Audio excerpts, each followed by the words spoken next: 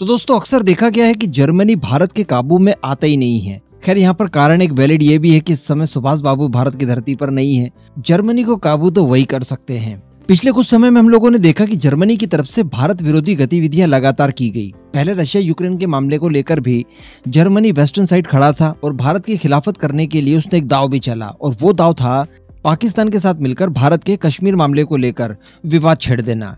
आप सभी को याद होगा जब पाकिस्तान का फॉरेन मिनिस्टर बिलावल भुट्टो जब जर्मनी की यात्रा पर गया था, उस समय जर्मनी की विदेश मंत्री के साथ उसकी जो प्रेस कॉन्फ्रेंस हुई थी, उस दौरान जर्मनी की विदेश मंत्री द्वारा कश्मीर मुद्दा उठा दिया गया था और जर्मनी का जो मूल स्टैंड है कश्मीर विवाद को लेकर, उससे बिल्कुल विपरीत बयान देते हुए कहा था कि जर्मनी को कश्मीर के अंदर मानवाधिकारों की बहुत ज्यादा परवाह है एंड समय आ चुका है कि जर्मनी ने भी अब कश्मीर विवाद को लेकर अपना हस्तक्षेप करना चाहिए, यूएन ने भी करना चाहिए एंड इस तरह की कई सारी चीजें उन्होंने बोली थी।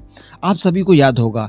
हालांकि इसके बाद भारत की तरफ से कड़ी प्रतिक्रियाएं दी गई और उसके बाद जर्मनी के जो डिप्लोमेट भारत के अंदर हैं उनको सफाई देनी पड़ी। उन्होंने कहा कि ये जो कुछ भी उन्होंने कहा ये उनका अपना बयान था। जर्मनी का जो बेसिक स्टैंड रहा है कश्मीर मुद्दे पर आज भी वो वही है कि भारत और पाकिस्तान का ये बायलैटरल मुद्दा है और दोनों आपस में सुलझाएं, किसी तीसरे के हस्तक्षेप की कोई अनिवार्यता नहीं है। और जर्मन डिप्लोमेट की ये जो सफाई आई थी उसके बाद भारत और जर्मनी की गाड़ी जो थी वो पटरी पर कहीं ना कहीं बैठना शुरू हुई।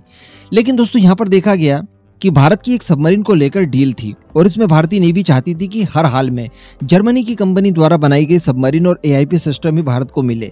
हम सभी लोग जानते हैं कि 43,000 करोड़ की एक परियोजना है भारत के अंदर, प्रोजेक्ट 75I, जिसके तहत 6 सबमरीन्स बनाई जानी है जो कन्वेंशनल होगी और उसमें वर्किंग एआईपी सिस्टम का इस्तेमाल किया जाएगा। साथ ही इसकी टेक्नोलॉजी भारत को सौंपी जाएगी और इसको लेकर कई और सारी शर्तें बीच में रखी गई थी, जिसको लेकर जर्मनी हमारी पहली पसंद थी। और जर्मनी के अलावा भी कई सारे प्रतियोगी इस कॉम्पिटिशन में थे, जैसे फ्रांस था, रशिया था, स्पेन था, साउथ कोरिया था। लेकिन एक एक करके सारे के सारे देश इससे बाहर होते गए। कारण यह था कि कोई भी देश हमारी इन जरूरतों को फुलफिल करने में सक्षम नहीं था। फ्रांस और रशिया की तरफ अगर हम लोग देखें तो इनके पास एआईपी सिस्टम तो था, कई बार डिस्कशन कर चुके हैं, लेकिन वो इस समय ऑपरेशनल नहीं है। केवल जर्मनी ही एक प्रतियोगी था जिसके पास हमारी सारी रिक्वायरमेंट फुलफिल करने के लिए मौके थे।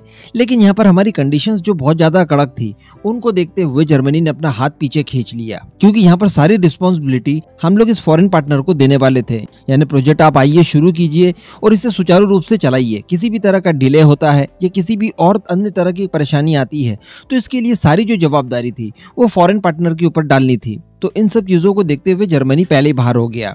लेकिन दोस्तों अब एक अच्छी खबर निकल कर आ रही है। जी हाँ, बताया जा रहा है कि जर्मनी भारत के सामने इन्हीं सबमरीन्स को लेकर ऑफर रख सकता है जो कि जर्मनी की कंपनी OEM बनाती है, और इसके लिए जर्मनी के द्वारा पिच तैयार करना शुरू भी कर दी गई। अभी कुछ ही समय पहले आप लोगों ने देखा कि जर्मनी के चांसलर भारत के पक्ष में एक बहुत ही बड़ा बयान देते हैं। वो भारत के विदेश मंत्री एस जयशंकर का नाम लेते हुए उनके एक बयान की बड़ी प्रशंसा करते हैं और उसको अक्षरशः पालन करने की बात करते हैं। जयशंकर साहब ने कहा था कि यूरोप के अंदर एक प्रथा देखी गई कि यूरोप की परेशानी तो दुनिया भर की परेशानी, लेकिन दुनिया की परेशानी यूरोप की परेशानी नहीं है। इस मानसिकता से यूरोप को बाहर निकलना पड़ेगा, यह एस जयशंकर साहब ने अंतर्राष्ट्रीय मंचों से कहा।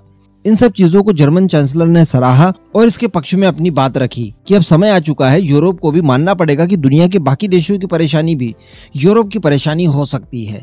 इसके अतिरिक्त कल की बात है जब जर्मनी के डिप्लोमेट जो भारत के अंदर हैं उनसे एक सवाल पूछा गया पत्रकारों द्वारा, और वो सवाल था भारत और रशिया के बीच में हो रहे क्रूड ऑयल के बड़े ट्रेड को लेकर था कि क्या जर्मनी को इससे कोई परेशानी है। भारत इतनी बड़ी पैमाने पर रशिया से क्रूड ऑयल खरीद रहा है, तो इस पर उन्होंने कहा कि हमें कोई दिक्कत नहीं है, ये भारत का आपसी मामला है। जहां पर भारत को अपना हित दिखेगा भारत वो काम करेगा। भारत और रशिया के बीच में कितनी भी तेल को लेकर ट्रेड वगैरह हो, इससे जर्मनी को कोई लेना देना नहीं है। तो ये सारी चीजें कहीं ना कहीं इंडिकेट कर रही है कि भारत के सामने अब यहाँ पर प्रस्ताव रखा जाएगा जर्मनी की तरफ से अपनी सबमरीन्स को लेकर। बस थोड़े से फेरबदल इसमें किए जाएंगे।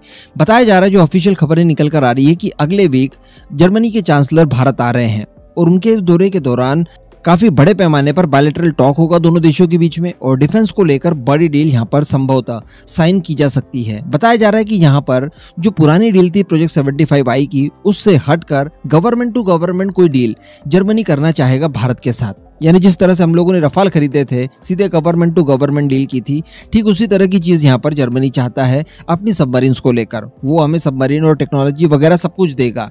आफ्टर ऑल ये काफी बड़ा प्रोजेक्ट है, 43,000 करोड़ रुपए अपने आप में बहुत बड़ी रकम है, और इस समय अगर यूरोप की बात की जाए तो आर्थिक बदहाली से जूझ रहा है। तो ऐसी परिस्थिति में जर्मनी की जो अर्थव्यवस्था है उसको काफी बूस्ट मिल सकता है। अब हो सकता है कि जर्मनी में भी विपक्ष ये आरोप लगाए कि जर्मनी की प्राइवेट कंपनी को बैकिंग करने के लिए जर्मन चांसलर देखिए भारत की यात्रा कर रहे हैं। भारत में भी इस तरह की चीजें होती है ना, वो ये भूल जाते हैं कि ये जो पैसा आएगा ये भारत में तो आएगा। ठीक जर्मनी के चांसलर भी यहाँ पर यही सोच रहे हैं कि ये जो पैसा जर्मनी की प्राइवेट कंपनी कमाने वाली है सबमरीन की टेक्नोलॉजी को देकर और भारत के लिए सबमरीन बिल्ड करके, वो पैसा जर्मनी जाएगा और जर्मनी की अर्थव्यवस्था को इससे बूस्ट मिलेगा।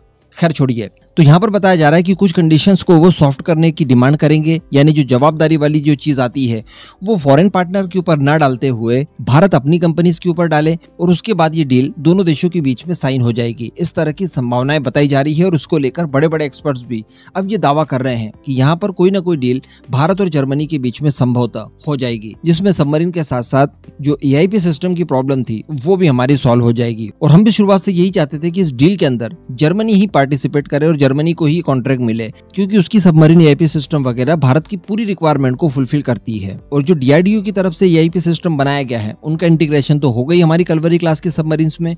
तो कहने का मतलब हमारे पास एक अच्छी खासी फ्लीट हो जाएगी सबमरीन्स की, जो कि AIP सिस्टम से लैस होगी।